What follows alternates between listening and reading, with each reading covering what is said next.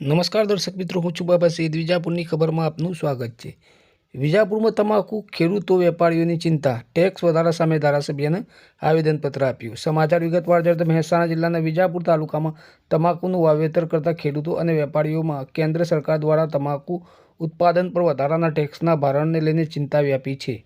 આગામી સિઝનમાં તમાકુનો પાક તૈયાર થઈ રહ્યો છે, ત્યારે ટેક્સમાં વધારાની શક્યતાઓને કારણે ખેડૂતોની આર્થિક સ્થિતિ પર વિપરીત અસર પડી શકે તેવી શંકા વ્યક્ત કરવામાં આવી રહી છે. આ બાબતે વિજાપુર તાલુકા ટોબેકો મર્ચન્ટ એસોસિએશનના પ્રતિનિધિ મંડળે ધારાસભ્ય સીજે ચાવડાને આવેદનપત્ર સોંપ્યું હતું. આવેદનપત્રમાં જણાવવામાં આવ્યું હતું કે વિજાપુર તાલુકામાં મોટા પાયે તમાકુનું વાવેતર થાય છે અને ખેડૂતો દ્વારા તૈયાર કરાયેલા પાકને સારા ભાવ મળે છે. જો સરકાર તમાકુ પર ટેક્સનું ભારણ વધારશે તો વેપારીઓ આગામી સિઝનમાં તમાકુ ખરીદી શકશે નહીં અને ખેડૂતોને પોષણક્ષમ ભાવ મળવાનું બંધ થઈ જશે. આનાથી ખેડૂતોની આર્થિક સ્થિતિ કથળશે અને ઉગ્ર આંદોલનની પરિસ્થિતિ ઊભી થઈ શકે છે. એસોસિએશને ધારાસભ્ય સીજે ચાવડા સાહેબને વિનંતી કરી છે કે તેઓ ગુજરાત સરકારમાં વિજાપુર તાલુકાનું પ્રતિનિધિત્વ કરતા હોવાથી આ મુદ્દે સરકાર સમક્ષ યોગ્ય ભલામણ કરીને તમાકુ પરના ટેક્સમાં પુનઃવિચારણા કરાવવા રજૂઆત કરે.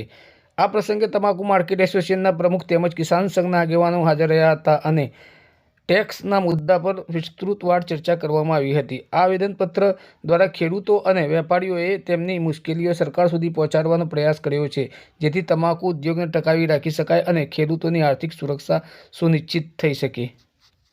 શું કહેજો સાહેબ આજના પ્રસંગ વિશે?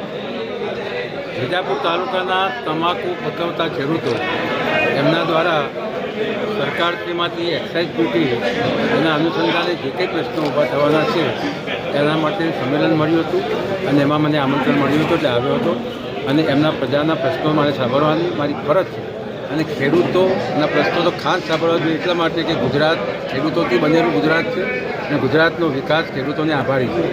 અહીં તમાકુ પકવતા ખેડૂતોના પ્રશ્નોના કારણે એમની આબાદીમાં ઘટાડો ન થાય અથવા તો મુશ્કેલીઓ ન વધે અથવા વહીવટની મુશ્કેલીઓ ન વધે એના માટેની જે રજૂઆત છે એ એમના પ્રતિનિધિ મંડળને લઈને ચોક્કસ ગુજરાત સરકારમાં રજૂઆત કરીશ અને એમાંથી નિકાલ થાય, ઉકેલ આવે એવા પ્રયત્ન કરીશ. ખેડૂતોનો પ્રશ્ન સાચો છે. કાચા માલ ઉપર જો સરકાર ટેક્સ નોખે તો માનો કે 1000 રૂપિયા ભાવ તમાકુનો પડતો હોય તો 20% કે 18% ટેક્સ નોખે, સીધો 20% ભાવ ઓછો થાય એટલે ખેડૂતના પાયામાં ખેડૂત ઉપર જ આ બોજો પડીને ભરે છે. એટલે ખેડૂતને બજારમાં લૂંટાય વખત આવે છે એટલે સરકારે એમાં ધ્યાન રાખી અને આ ટેક્સ પરત ખેંચવો જુઓ. કાચા માલ ઉપર તો કોઈ પણ જાતનો ટેક્સ હોવો ના જુઓ. એટલું અમારું કિસાન બધી સરકારમાં રજૂઆત છે.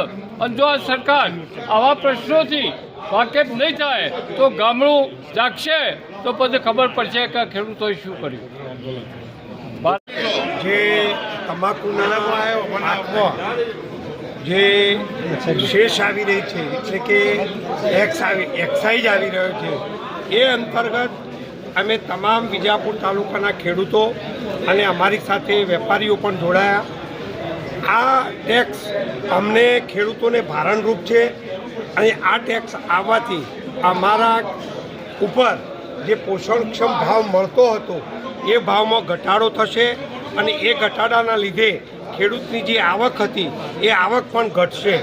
તો સરકારને અમે વિનંતી કરવા માટે અને સાથે સાથે અમે સરકારને એવી પણ રજૂઆત કરી રહ્યા છીએ કે અમારા ખેડૂત ઉપર કોઈ ભારણ ન વધે એ માટે સરકારશ્રીએ ધ્યાન દોરવું જોઈએ અને આ ટેક્સ ન લદાય અને વેપારી અને ખેડૂત બંનેને મુશ્કેલી ન પડે એ બાબતે ચોક્કસપણે સરકારે વિચારવું જોઈએ એવી અમારી વિનંતી છે. जो न संकेलाय बनता पर पाटो ચોમાસામાં મગફળીનો પાક નિષ્ફળ જવાથી ખેડૂતોની કંબર તૂટી ગયેલ છે. જો સરકાર આ બાબતે વિચારે તો અમારા ખેડૂતોના લાભાર્થી છે, નહીં તો ખેડૂત પાયમાલ થઈ જશે.